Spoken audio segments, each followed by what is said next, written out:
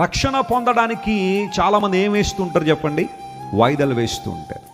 ఇచ్చేవా నీ జీవితాన్ని ప్రభువు కంటే? ఇంకా టైం ఉందండి వెస్లీ గారు, నెక్స్ట్ ఇయర్ అండి, ఆ పై వచ్చే సంవత్సరం అండి, లేకపోతే కొంచెం పెళ్ళి అయిపోయినావండి, పిల్లలు పుట్టినవ్వండి, ఇల్లు కట్టినవ్వండి, మనవలు రానివ్వండి, ఆ మనవలు వచ్చిన తర్వాత మరి వాళ్ళకి చిన్న చిన్న కార్యక్రమాలు ఉంటాయి కదండి, అవి అయిపోనివ్వండి. ఇంకా ఆ తర్వాత ఇంకేముంటుంది?